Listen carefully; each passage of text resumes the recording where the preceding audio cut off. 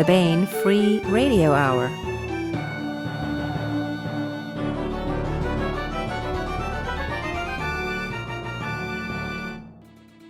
On the podcast, the winds of March have blown April showers our way, and you're all spared an April Fool's Day podcast by the tiniest margin. Plus, politics in space, and the word on new hardcover releases.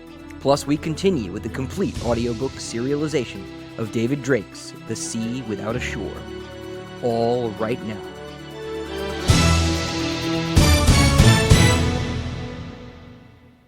Welcome to the Bane Free Radio Hour podcast. It's an honor to have you along.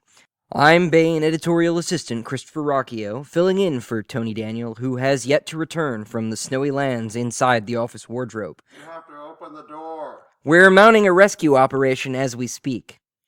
We still have a bit of a different show for you today, with part 2 of our 2-part roundtable discussion with David Drake, Susan R. Matthews, and Michael Z. Williamson, in which we muse about political systems in science fiction and speculate about the distant future of our own world. And, of course, we continue with the complete audiobook serialization of The Sea Without a Shore by David Drake. Now, here's the news.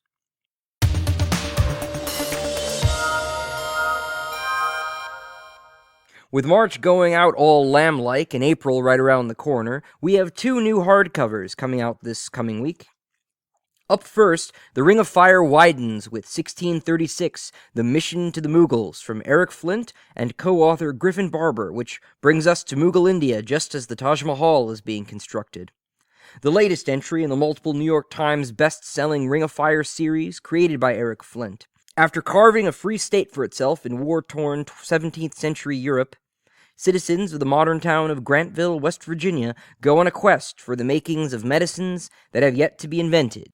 The United States of Europe, the new nation formed by an alliance between the Swedish king Gustavus Adolphus and the West Virginians hurled back in time by a cosmic accident, the Ring of Fire, is beset by enemies on all sides. The USE needs a reliable source of opiates for those wounded in action, as well as other goods not available in Europe. The Prime Minister of the USE, Mike Stearns, sends a mission to the Mughal Empire of India with the aim of securing a trade deal with the Mughal Emperor Shah Jahan. The mission consists of a mixed group of uptimers and downtimers, including paramedics, a squad of soldiers with railroad building experience, a spy, and a pair of swindlers. On reaching India, the mission finds a grieving emperor obsessed with building the Taj Mahal, harem-bound princesses, warrior princes, and an Afghan adventurer embroiled in the many plots of the Mughal court. The emperor's sons are plotting against each other, and war is brewing with the newly risen Sikh faith. But in the midst of these intrigues, the USE mission finds an ally, the brilliant and beautiful Jahanara Begum, the eldest daughter of Shah Jahan. She is the mistress of her father's harem, and a power in her own right, who wishes to learn more of these women who are free in a way she can scarcely comprehend. When the emperor learns of what befalls his empire and children in the time that was, he makes every effort to change their fate. But emperors, princesses, and princes are no more immune to the inexorable waves of change created by the Ring of Fire than are the Americans themselves. Tony Daniel will be interviewing Eric Flint and Griffin Barber on the podcast next week. Also up this month is something real special, the limited edition leather-bound copy of Larry Correia's Monster Hunter Vendetta. This is a special run of Larry Correia's second installment in the best-selling Monster Hunter International series, done in hardcover with a sweet red leather binding. Only 1,000 of these beauties are in print, so I'd try and find yours now if you haven't already. Accountant-turned-professional monster hunter, Owen Zastava Pitt managed to stop the nefarious Old One's invasion plans last year, but as a result, made an enemy out of one of the most powerful beings in the universe. Now an evil death cult known as the Church of the Temporary Mortal Condition wants to capture Owen in order to gain the favor of the Great Old Ones. The condition is led by a fanatical necromancer known as the Shadow Man. The government wants to capture the Shadow Man and has assigned the enigmatic Agent Franks to be Owen's full-time bodyguard, which is a polite way of saying that Owen is monster bait. With supernatural assassins targeting his family, a spy in their midst, and horrific beasties lurking around every corner, Owen and the staff of Monster Hunter International don't need to go hunting, because this time, the monsters are hunting them. Fortunately, This bait is armed and very, very dangerous. 1636, Mission to the Moogles by Eric Flint and Griffin Barber, as well as the limited edition leather-bound Monster Hunter Vendetta from Larry Correia, will be for sale this coming Tuesday from booksellers everywhere. We will also be raffling off 5 copies of Mission to the Moogles for our U.S. readers through Goodreads, as well as 2 copies, just 2, of the limited edition Monster Hunter Vendetta leather-bound edition for our international readers alone. We figured it was time we'd do something special for our friends overseas.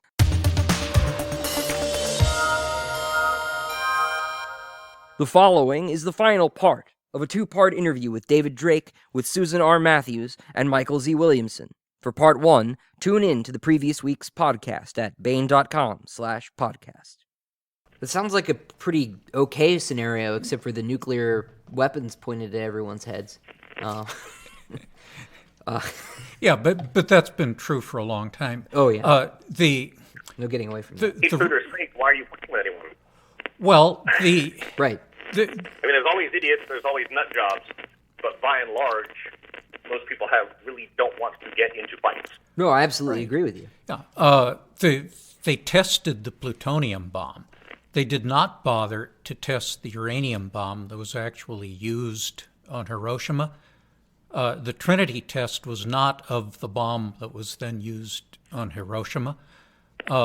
They weren't sure they could get a plutonium bomb to work in 1945. They knew they could get a uranium bomb, so the one they tested was the one there was doubts about. And I don't think a great deal of Pakistani technology. Just as Mike is saying, I've seen Pakistani knives. But I'm really confident they could do what we could do in 1945, they could do now. Really In fact, when they did the test in the 90s, they tested a pure fission device, a tritium-boosted fission device, the plutonium pitch for a thermonuclear device, and something. They tested all of them in one shot, so that when people complain, they can say, okay, we're done, we've done everything we need to. And they all worked optimally. They duplicated what the major powers had done in the 50s and 60s, in the 90s, and were satisfied that they had it working. If I can interject, the conversation that I'm listening to, the discussion that I'm listening to here, raises or re-raises in my mind an interesting point about world building in writing science fiction. And that is, I'm sitting here and I'm participating in the discussion, and I'm thinking that I'm remembering that as an Army brat, and later as just a kid in school, it was impressed upon me very strongly as a primary value that the government absolutely has the monopoly on the lawful use of force. Well, that's an assumption that's in my personal background. And so when I am writing a story, writing science fiction, I am liable to start from the assumption that a legitimate government maintains an absolute monopoly on the lawful use of force. One of the things that's fun about world building in a fictional environment like science fiction is kind of the thought about, let's sidestep. What if the foundational value of government and the reason why the population that participates in it is satisfied with the government or dissatisfied with the government has to do with a really, really different assumption about what the proper role of government is in regulating things like the lawful use of force. Mm-hmm. Good thought. And I say a legitimate government has the authority to regulate force, but it is not exclusive in their use, because most societies recognize self-defense, even to the point of lethality, as legitimate under certain circumstances. The point is that the government defines the circumstances based on the cultural background of the society. Yeah, I'm with you on that one. Yep. Yeah, definitely. Violent agreement. I'm breathing positively. And when the culture starts disagreeing with the government on that, then you get a civil war or a revolution. Or a soccer riot. Oh, yeah. Or over chariot races. Well, don't need to bring up soccer riots. All right, I can't think of a clever way to transition into this next one, but I was thinking that even in science fiction, there's a bunch of emperors and kings running around. Maybe it's not so true these days as it used to be, but between writers like David Weber, who couldn't join us today, and Los Bujold and Frank Herbert, who's a favorite of mine, there are emperors everywhere. I mean, even Star Wars.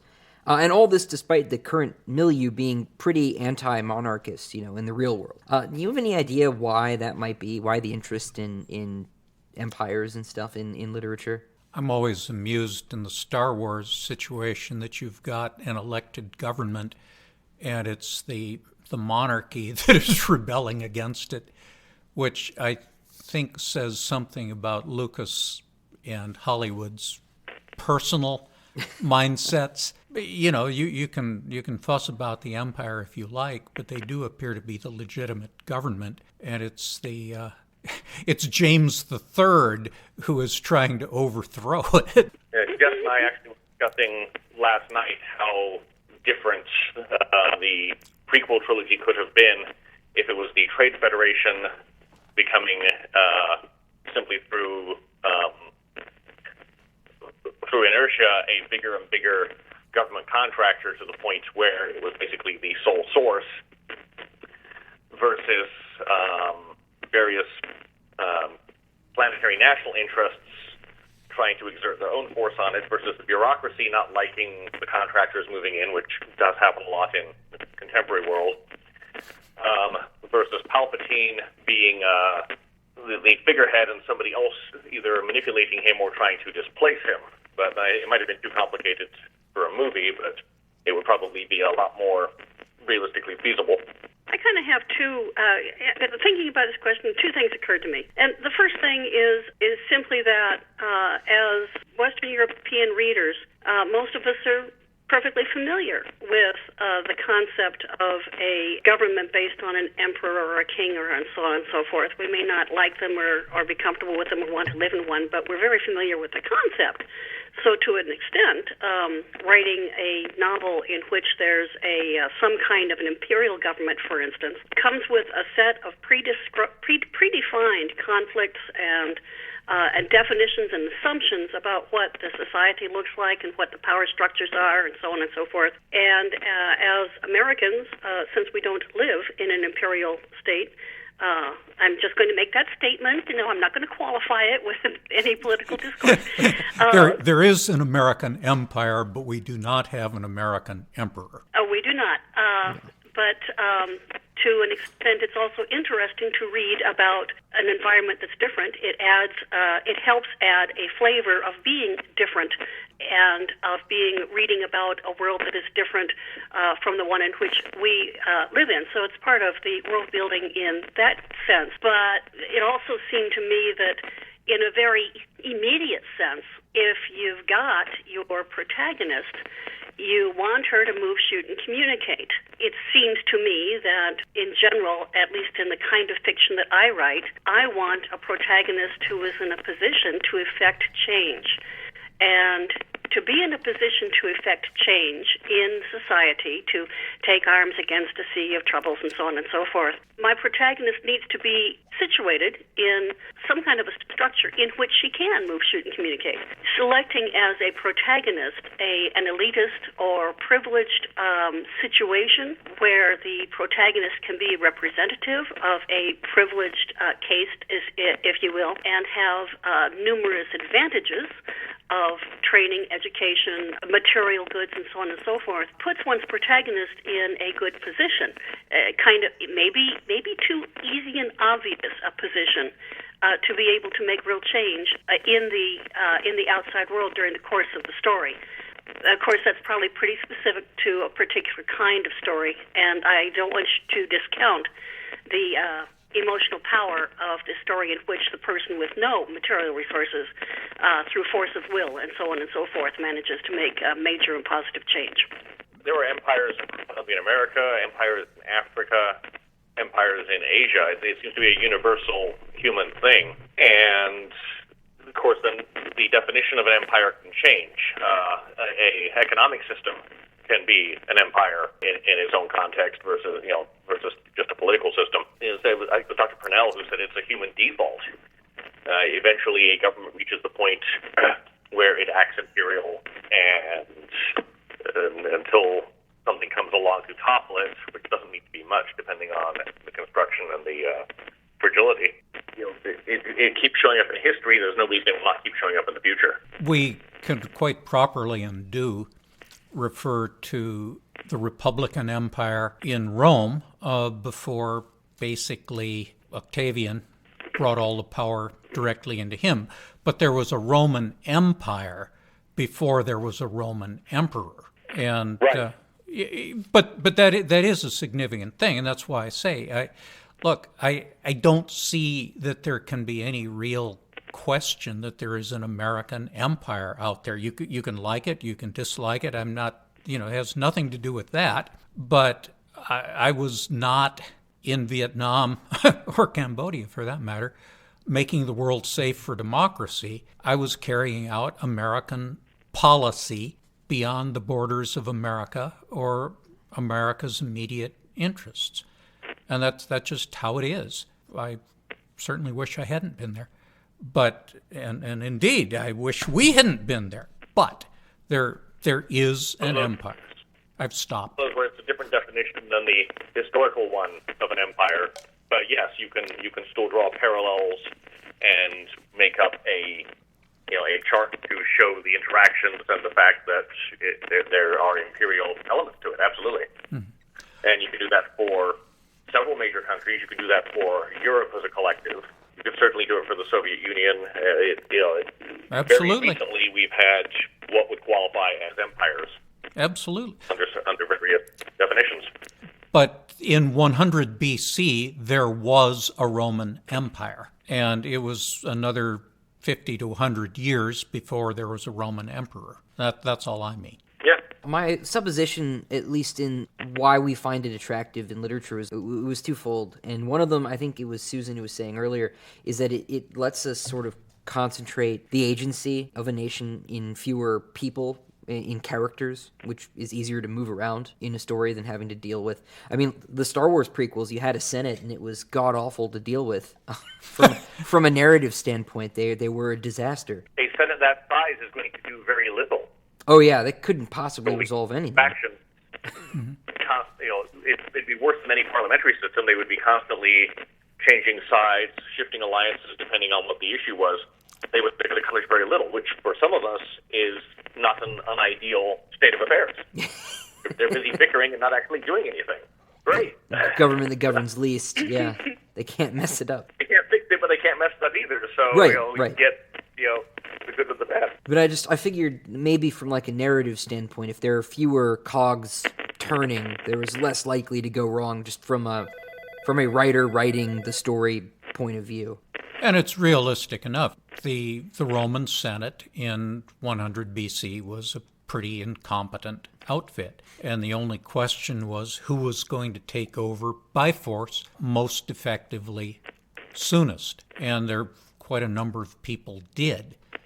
But, that is how it devolves. If you've got a totally ineffective governing body with effective individuals, powerful individuals, the powerful individuals will find a way to run things. Sure. I'm just saying that maybe that's fundamentally the reason we like them, is because it's a more attractive narrative archetypally. Oh, sure. I mean, it's easier to write, of course. And there's that too. Well, hey, but that's what we're talking about. Yeah, absolutely. Yeah.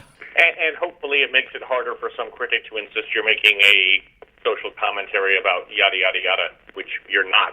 I've seen critical reviews of Freehold insisting that I was opposed to the war in Iraq and that I was supporting the war in Iraq, even though I finished writing it before that ever started. Well, that raises a whole other question, too, which I do social media for Bane. That's my primary mandate, as glamorous as that is. And you see a lot of this in the publishing Twitter spheres, that some people think that writing is about some sort of message. Like, for some people it is. Yeah. It can be. It doesn't have to be. Yeah, where do you fall on that? I have no ideology. I'm a nom-vet. I don't believe in anything. In anything. I've always said it's good to have a message, but it's important to make that message accessible to people and entertaining. The best sermon you have to give on top of K-12 will never be heard.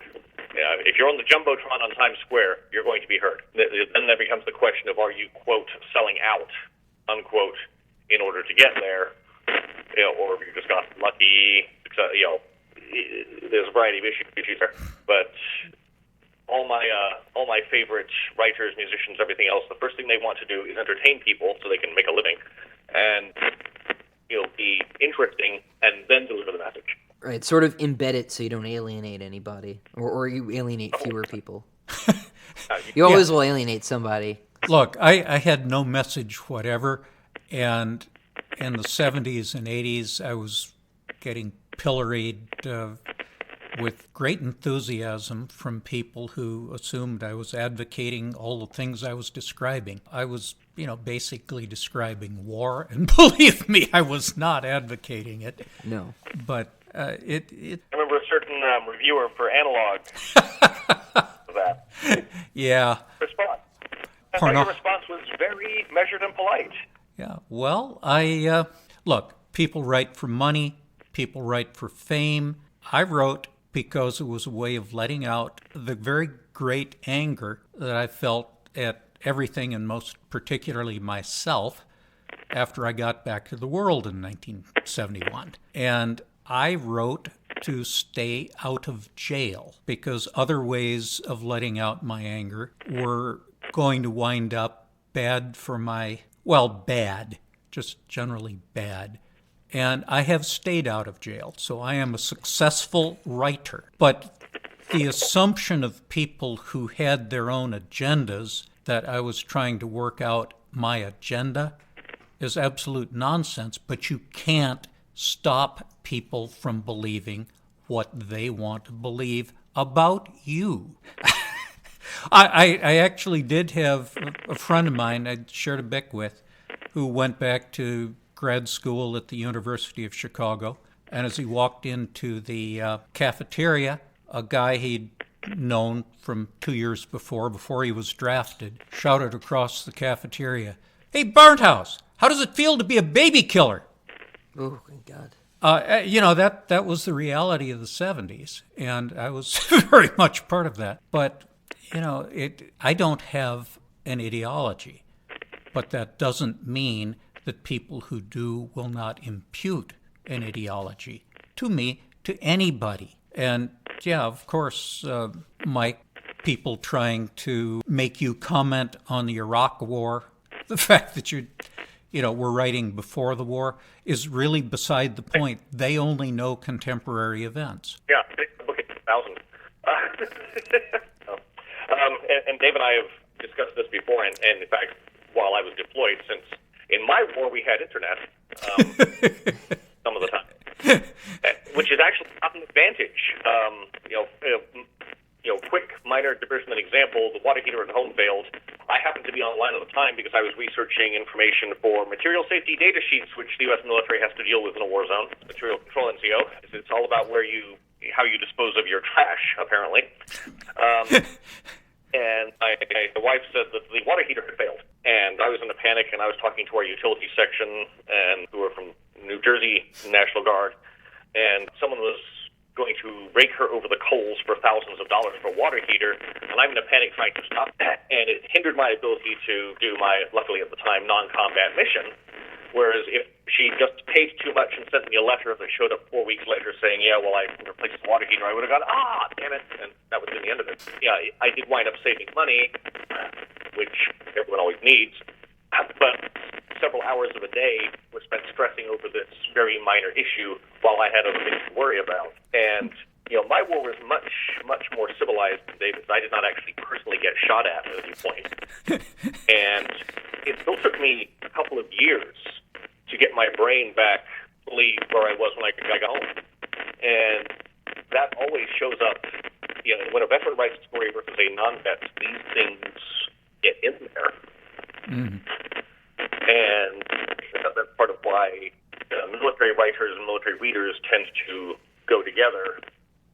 Civilian writers, it's like it can be very good, but it doesn't quite have the same bite, which is not at all relevant to what we're discussing, but...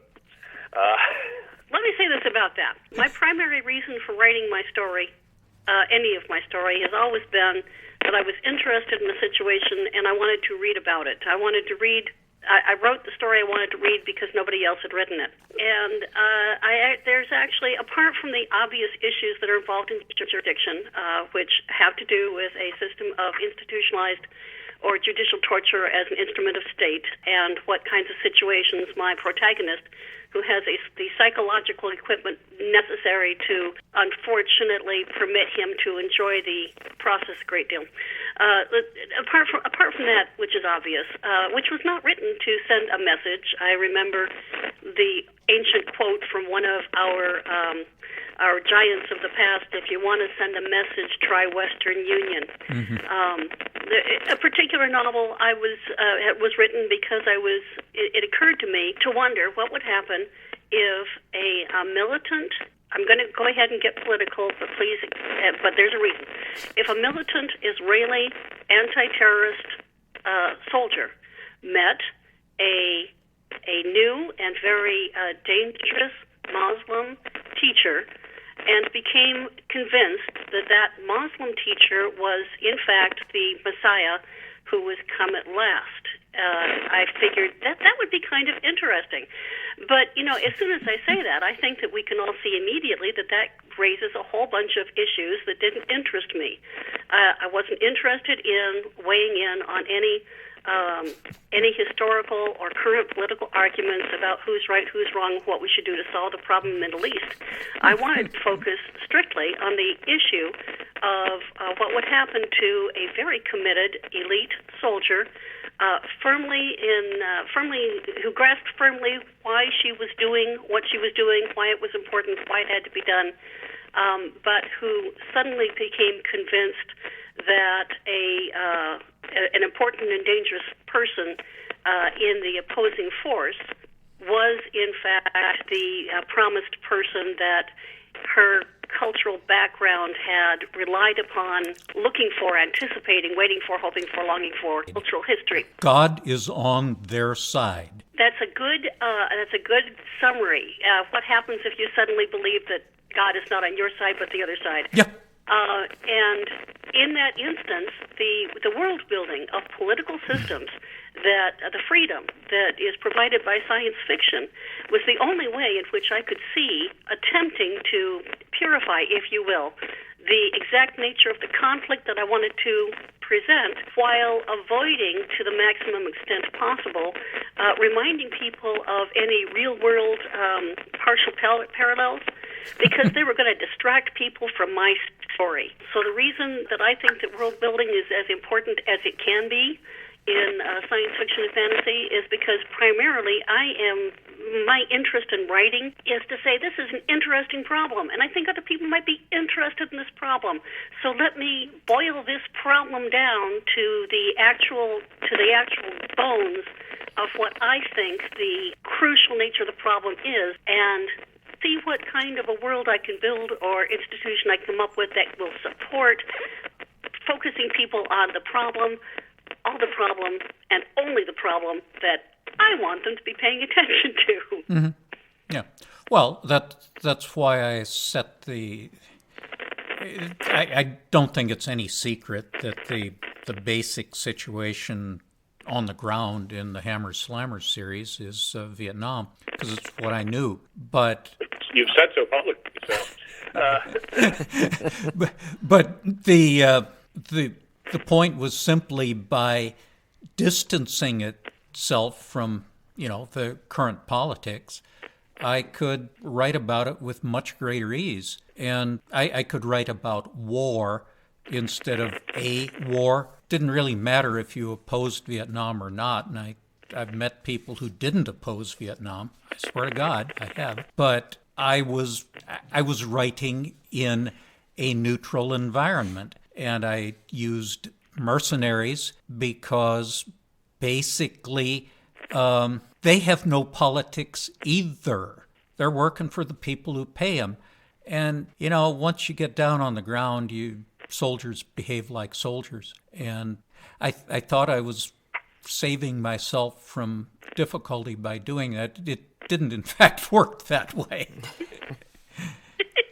Well, you touch on something I've thought about a bit too. Whenever I see people talking about about politicizing their work, because there was a bit I remember where the writers who did the last Star Wars movie, to bring it back to Star Wars, because that's just the sort of person I am. They were talking about how when they were writing the script, they thought of the Galactic Empire as being a contemporary white supremacist organization, which I thought was a mistake because that takes the narrative they were writing out of sort of a general sense and makes it very specific, and that whenever anybody does that they sacrifice their particular narrative's ability to be broad. You said you're writing about war and as opposed to a war. Yeah.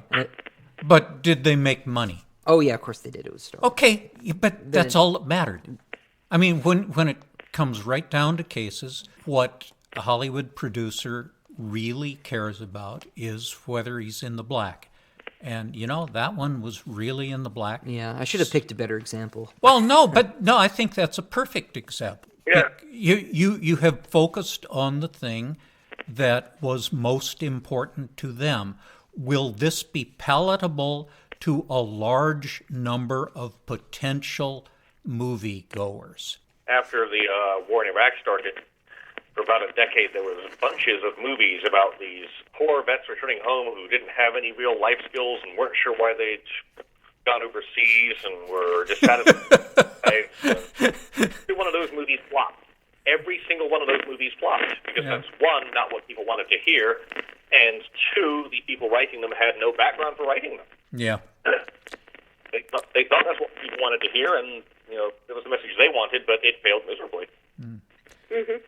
The one war movie I remember seeing that I thought got it really exactly right, I didn't like the movie much, Born on the 4th of July. I mean, that was my reality. I wasn't crippled, but that's the, and I wasn't a believer going over for that matter. But that's sort of, okay, you went over, you've come back, we're done with you. And, I never, hated the Vietnamese, but I sure didn't like them much until I read a memoir by a Vietnamese, an NVA. It was a novel, but it was a novelized memoir, and The Sorrows of War. And I suddenly realized that they were treated even worse by their government than we were by ours. They were Absolutely. Yeah, they were complete, the survivors, and there weren't very bloody many of them. The survivors were ostracized when they got back home to, North Vietnam. And had that in World War II with their survivors. Oh, yeah. Definitely. Yeah. So I wish people could look at the basic problem, which is war, and not try and deal with the individuals who got caught in it, which might well screw them up. But as I say, I didn't much like Born on the 4th of July, but it did track quite a lot of my personal experience. Susan, it's a pleasure to meet you. Mike, a pleasure as always to speak with you. Yes, and looking forward to seeing you both again, hopefully sometime soon. Are you going to be at LibertyCon Day, Dave? Yeah, I think I am. Oh, excellent. Okay. Yeah, I think I'm getting dragged to that one too, actually. Yeah, it's a good. I've gone to more than not. We have a beach house for a week, and they moved LibertyCon on top of it. I did not go. Yeah, well, so, I wouldn't either under the circumstances. Darn right. Oh. Susan, if we ever meet, it will be a pleasure. Thank you, sir. I'd be looking forward to it. All right, and thank you. May I make one last comment? Don't call me sir. I work for a living. Oh, for heaven's sakes. That is my dialect, and you of all people should recognize and respect my dialect. My God. I was born in the state of Georgia. You call people sir and ma'am of your relative age and social status. All right, well, thanks again, everybody. Thank you all. I've enjoyed it. Likewise.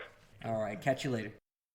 That was part 2 of our 2-part interview with David Drake, with Susan R. Matthews, and Michael Z. Williamson. For part 1, you can tune in to the previous week's podcast on Bain.com/podcast.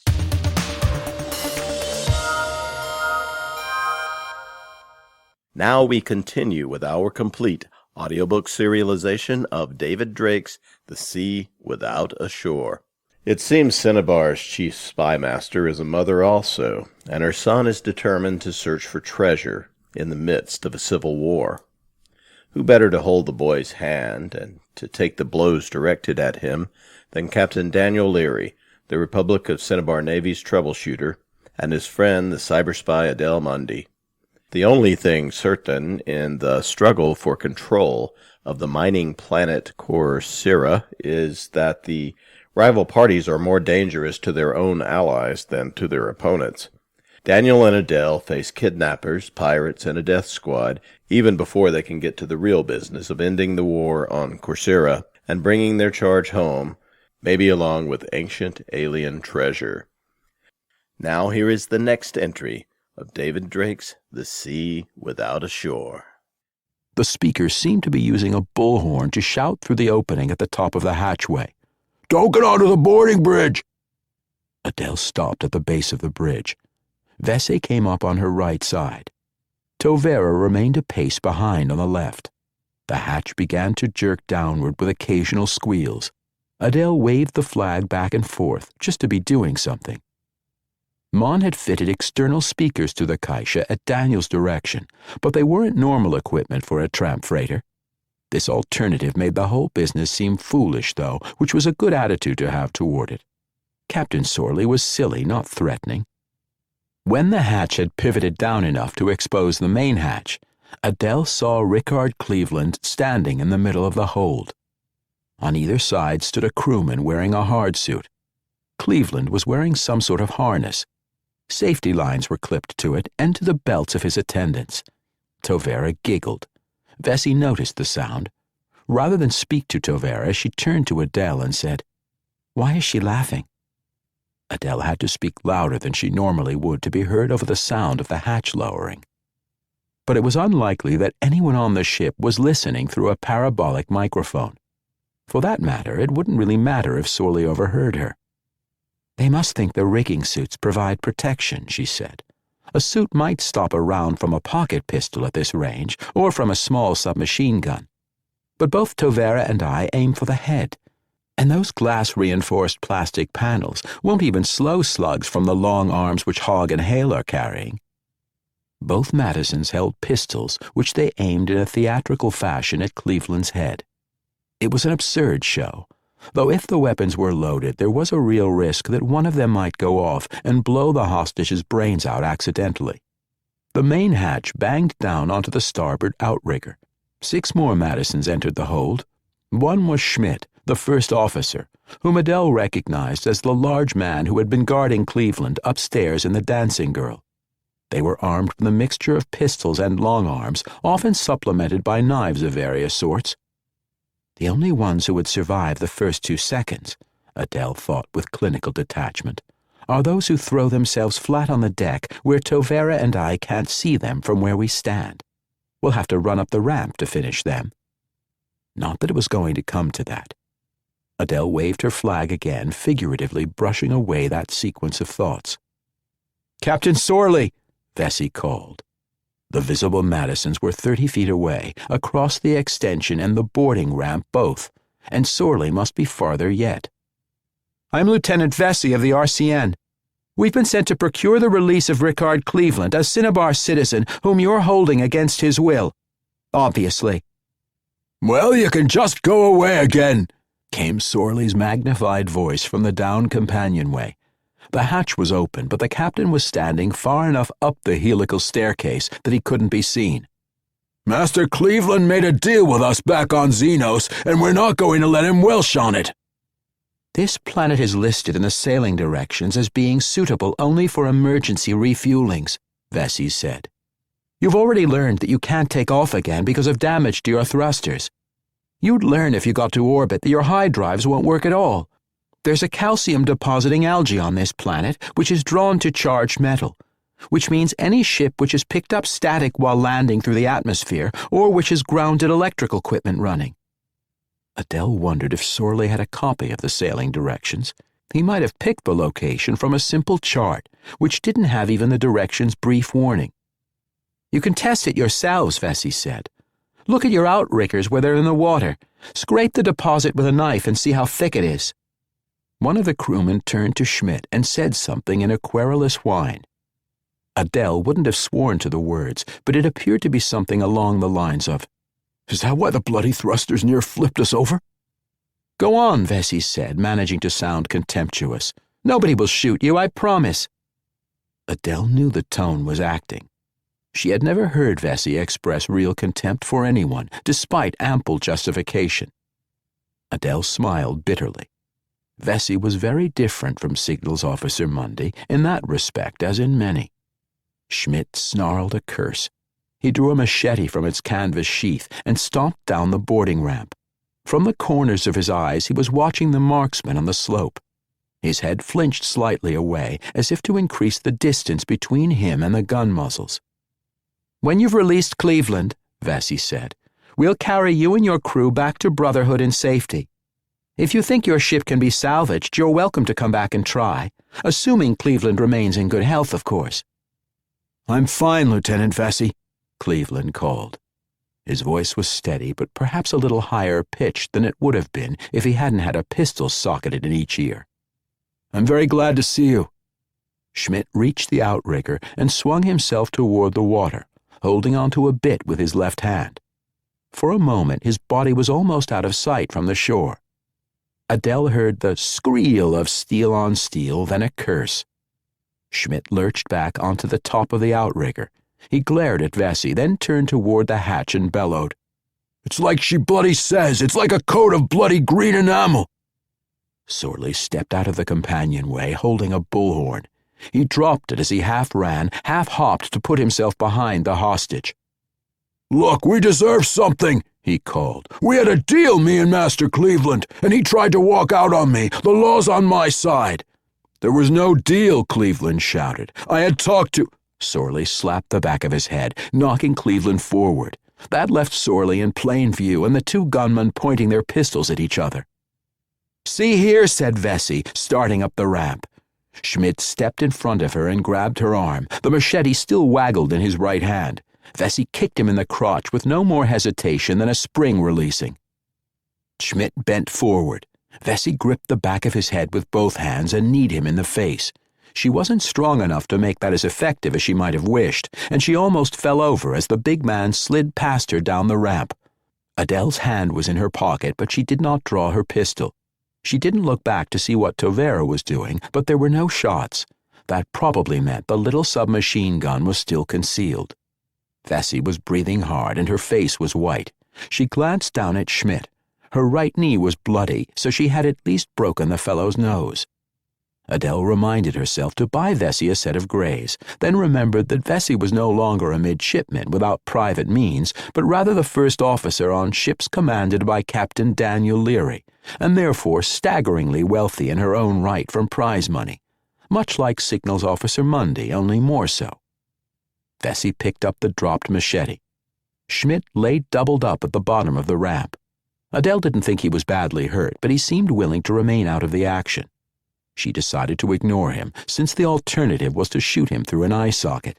That seemed needlessly harsh to Adele, but it would certainly be Tovera's response if Schmidt threatened to make a problem again.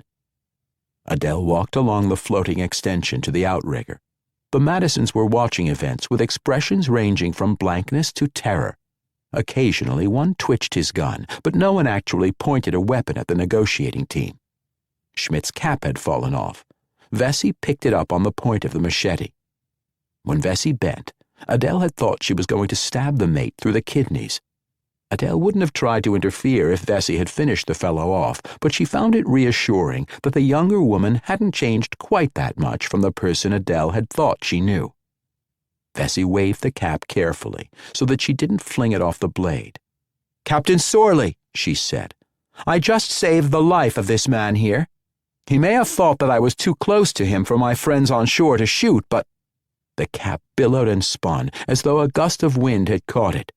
The impeller slug hit the ship's hull with a painful whang. The impact was toward the bow, meaning the shot had been Hogg's.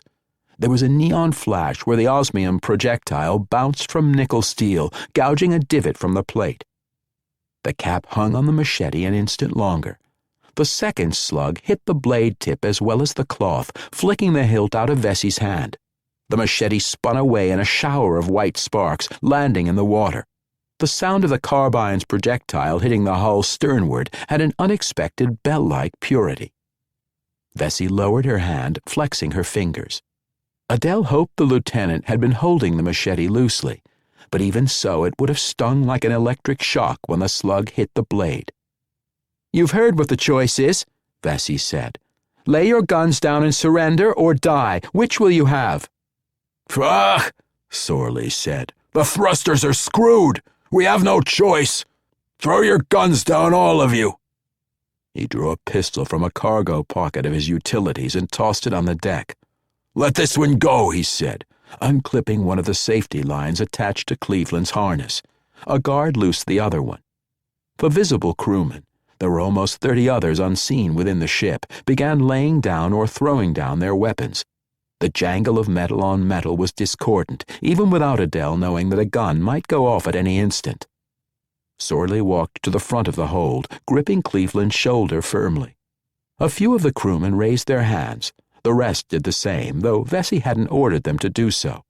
Additional crewmen came out of the companionways and entered from side corridors. The hold was filling up. Adele nodded to Cleveland. "Take your hand off this citizen, Captain Sorley," she said. He jerked his hand away from Cleveland's shoulder, which was good from Sorley's viewpoint because Adele had not forgotten him slapping the boy on the back of the skull. "If I shot him in the wrist, he wouldn't do that again." "Thank you very much, Lady Mundy," Cleveland said. Seen at close range, he looked worn and badly needed a bath. "I have my faith, but there were times I felt completely alone." Adele felt a surge of sympathy. She said, "I know the feeling." Cleveland's harness wasn't an impediment, but his wrists were bound with a locking tie. Adele was puzzling over how to release it when Hogg stepped past her with his knife open. He severed the tie with a quick pull. A dozen of the Kaisha's crew and Daniel himself had reached the Madison Merchant. They began walking the personnel down to the shore. Adele had supposed the prisoners would be tied or hobbled before they were taken aboard the Kaisha, but the sissies seemed ready to keep control with clubs. The Madisons weren't going to make trouble. "I know it wouldn't do me any good to sue in Xenos with all his noble friends," Sorley said, "but he owes me a share of the treasure anyhows." "I do not owe you anything, Captain Sorley," Cleveland said, with a calm determination which reminded Adele that he was a transformationist and a civilian, because any of the sissies present would have replied in a much shorter, harsher fashion. "I don't even know that there is a treasure. In any case, we don't need it now that the war is over."